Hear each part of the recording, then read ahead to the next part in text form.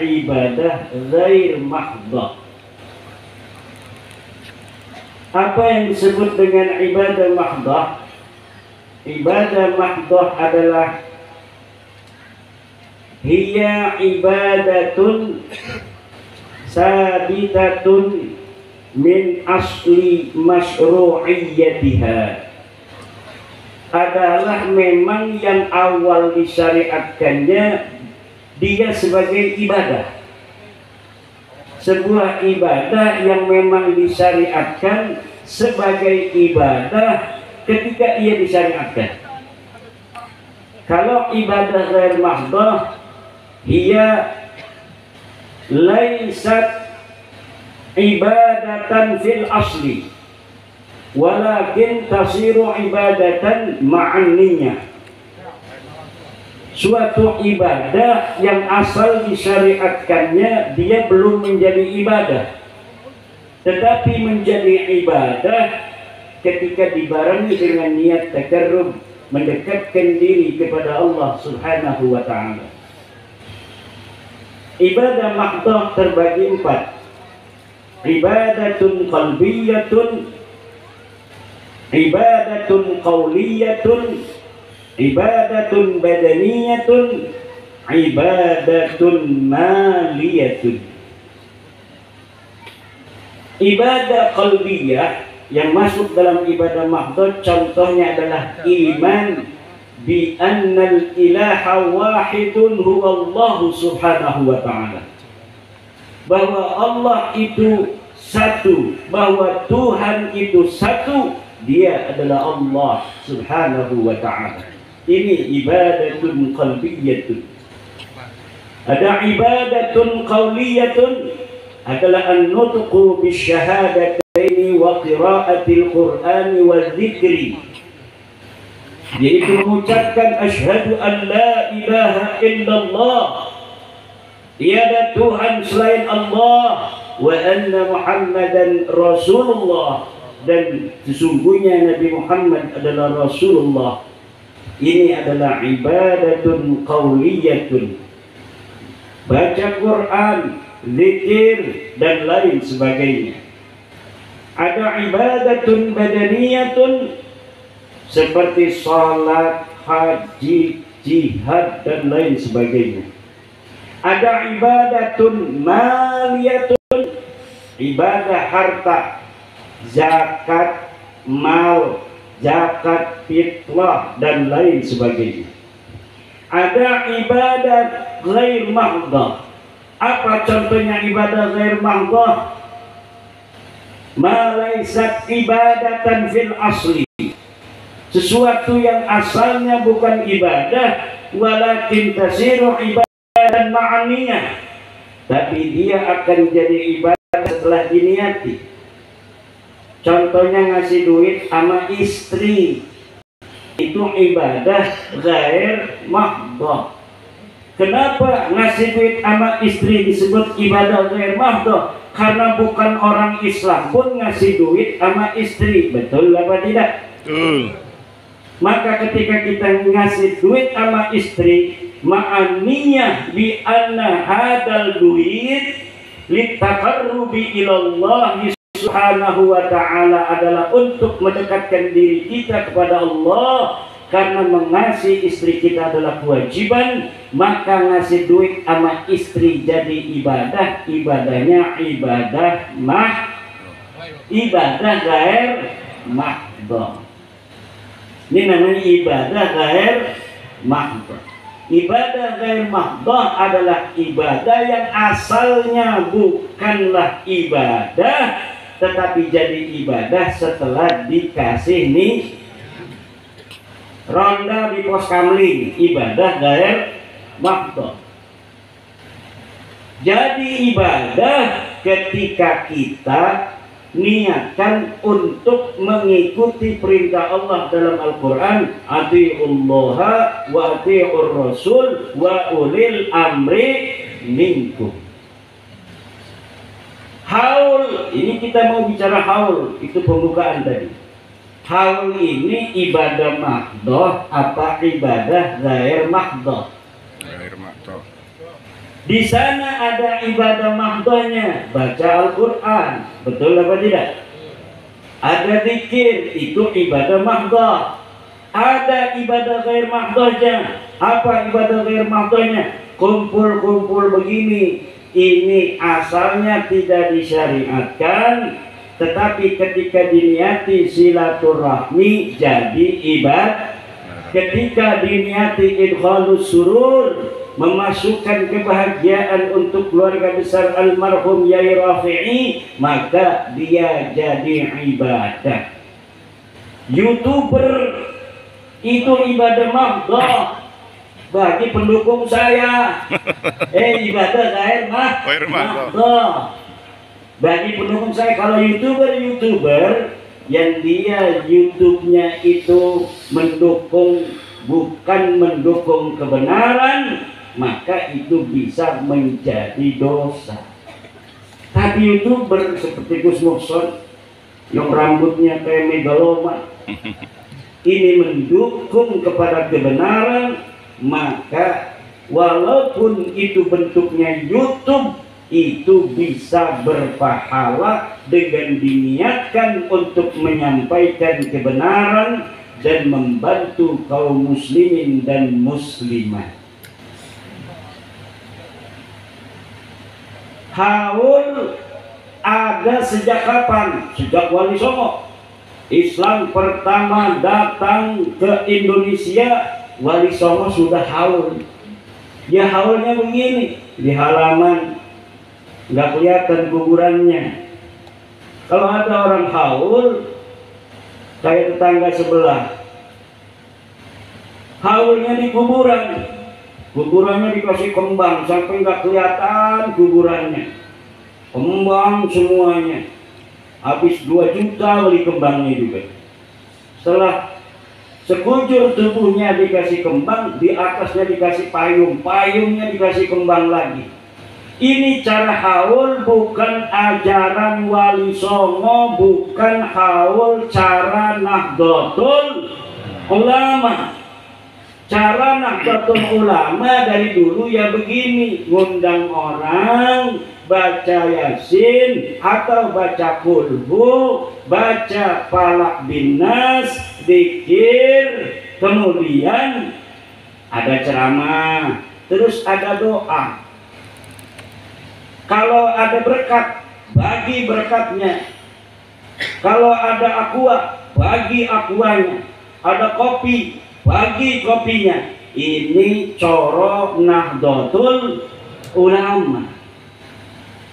Ajaran Wali Songo adalah ajaran Islam rahmatan lil alamin, yang mengajak manusia dengan cinta, mengajak manusia dengan kasih sayang. Dan ajaran ini secara ideologis dan biologis diwarisi oleh Nahdlatul Ulama. Coba kita lihat guru-guru kita di dalam mengajarkan agama Islam ke tengah masyarakat, dengan kasih sayang, dengan cinta, tidak menggurui. Kemudian masyarakat berbondong-bondong masuk ke dalam agama Islam. Kita berislam mungkin sudah 500 tahun. Sejak kita berislam ini, Wali Songo mengajarkan bahwa manusia dilihat bukan dari pangkat duniawinya, dilihat bukan dari harta benda yang ia miliki, dilihat bukan dari siapa keturunannya, tapi dilihat dari takwanya kepada Allah Subhanahu wa ta'ala. Para Wali Songo mengajarkan kesetaraan kepada umat Islam, kepada bangsa Nusantara pada masa itu, yang kemudian menjadi Indonesia pada tahun 1945. Indonesia merdeka 1945. Kiai Rafi'i membangun masjid ini 1924 beberapa puluh tahun sebelum Indonesia merdeka. Maka pantas kalau kita masyarakat kampung ini malam hari ini hadir dengan perasaan sukacita. Wajar kalau malam hari ini masyarakat ingin mendoakan salah seorang yang menjadi barometer Islam ketika itu, dan kemudian Indonesia merdeka pada 1945. Beliau masih hidup ketika itu. Beliau malam hari ini dihauli haul yang ke-50. 50 berapa? Pas 50. Masya Allah. Ini the golden age, tahun emas. 50 tahun itu kalau orang menikah 50 tahun itu pernikahan emas. Kalau 25 tahun pernikahan perak. Kalau baru 1 tahun cerai itu pernikahan timah. Timah jala itu. Alhamdulillah hari ini Islam berkembang. Islam yang berkembang di sini Islam apa? Islam Banser. Islam Nahdlatul Ulama. Islam yang penuh kesetaraan. Walaupun saya ini duduknya di kursi, ini duduk di kursi tugas doang. Karena kalau duduknya sama dengan Bapak nanti nggak kelihatan, betul apa tidak? Betul. Hanya lagi menduduki peran. Kalau orang lagi khotbah di atas mimbar, bukan dia menunjukkan paling mulia, tidak, karena memang tugasnya lagi jadi khotib, betul apa tidak? Tapi ada klan, sebuah klan yang menyatakan dirinya mulia ala kulli hal, dalam segala hal, dalam segala keadaan, dari orang lain, dari suku-suku lain, hanya berdasarkan karena dia keturunan seseorang. Ini bukan ajaran Islam, ini adalah ajaran syaitan. Tidak ada di dalam ajaran Islam seseorang lebih mulia dari orang lain hanya berdasarkan keturunannya. Dia harus terbukti berprestasi dalam hidupnya. Gus Alwi hari ini orang mulia bukan karena beliau adalah anak dari Kiai Rafi'i, bukan karena beliau cucu daripada Raden Kertadipa, tetapi karena beliau berprestasi, beliau belajar, beliau mau menuntut ilmu, kemudian mengabdi dalam masyarakat. Para kiai menjadi kiai bukan hanya karena dia anak kiai, tetapi karena ilmu yang dimilikinya dan dharma baktinya kepada masyarakat dan takwanya kepada Allah Subhanahu. Setiap ajaran yang berbeda dengan ajaran Al-Quran, bahwa nilai kemuliaan dilihat daripada takwanya, maka itu bukan ajaran Islam, walaupun yang menyampaikan pakai udang-udang segede Vespa. Itu bukan ajaran Islam. Ajaran Al-Quran sudah jelas. Kemuliaan berdasarkan takwa, tinggi pangkat berdasarkan ilmu. Yarfa'illahu alladhina amanu minkum walladhina utul ilma darajat. Hadis Nabi mengatakan la fadla li arabiyyin ala ajamiyyin. Tidak ada keunggulan bagi orang Arab terhadap orang ajam, apalagi hanya orang-orang yang mengaku Arab tapi tes DNA-nya bukan tes DNA Arab.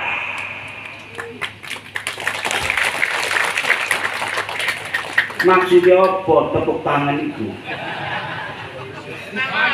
Maksudnya apa tepuk tangan? Senang harus setuju. Atau mancing-mancing saya bicara nasab? Ngomong nasab apa enggak nih malam ini? Ngomong nasab apa tidak? Nanti ada yang marah. Nanti saya dikasain Yahudi pesek. Nanti saya dikatain begal nasab. Nanti dikatain Wahabi. Nanti dikatain Khawarij. Kira-kira saya Wahabi apa NU? NU. Saya Syiah apa NU? NU. Saya iblis apa Muslim? Muslim. Lalu udah orang 40 ngomong sesuatu itu sudah benar. Udah disaksikan 40 orang. Kalau ada orang katanya dengan tulus mengatakan Gus Mukson ini wali, Wali murid. Kalau kita berdoa bareng-bareng Bapak, 40 orang berdoa tuh, ngeriung tuh, makanya kalau ngeriung jangan pelit-pelit ngundang orang. Minimal 40 orang. Biar amin-aminnya itu 40 orang. Itu katanya jauh dari tidak dikabulkan oleh Allah Subhanahu. Walaupun nggak ngerti amin-amin doang.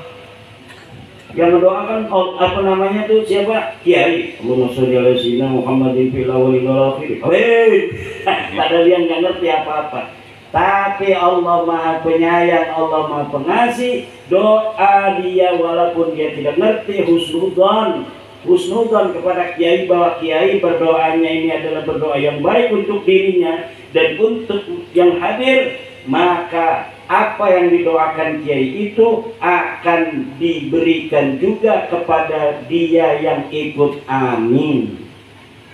Bagaimana kalau yang doa itu ada di YouTube, ada di televisi, aminin aja. Kita nggak tahu apakah itu sampai apa enggak. Mudah-mudahan aja sampai. Itu namanya husnudzon kepada Allah. Ana inda dhanni abdi bi. Aku menurut persangkaan hambaku kepada aku.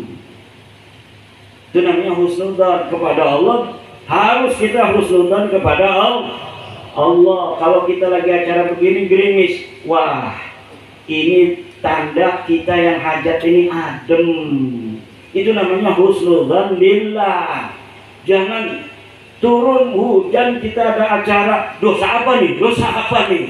Jangan begitu. Kita langsung husnudzon billah. Pasti ada hikmahnya. Husnudzon kepada Allah harus. Husnudzon kepada penipu haram. Husnudzon kepada penipu, udah tahu tampangnya penipu. Dan udah kata tetangganya, awas kalau orang itu datang kamu hati-hati, penipu itu orang. Tiba-tiba datang ke rumah dia, kita husnudzon. Boleh apa tidak kepada orang yang ada qarinah, yang ada dalil bahwa dia penipu? Tidak boleh. Ihtarisu anfusakum bidzanni. Bahkan ada riwayatnya ihtarisu anfusakum bisu'idzan. Jaga dirimu dengan suudzan. Kalau engkau bersuudzan kepada orang-orang yang dipantas disuudzani, maka engkau akan selamat dari kejelekan orang itu. Orang yang tampangnya itu tampang maling, kita suudzani, kita akan terlepas dari kejelekannya. Ada tamu tampangnya tampang maling, kita ada HP di meja, kemudian kita mau ngambilin air, HP-nya kita bawa, suudzon kepada dia, jangan-jangan dia maling. Betul apa tidak?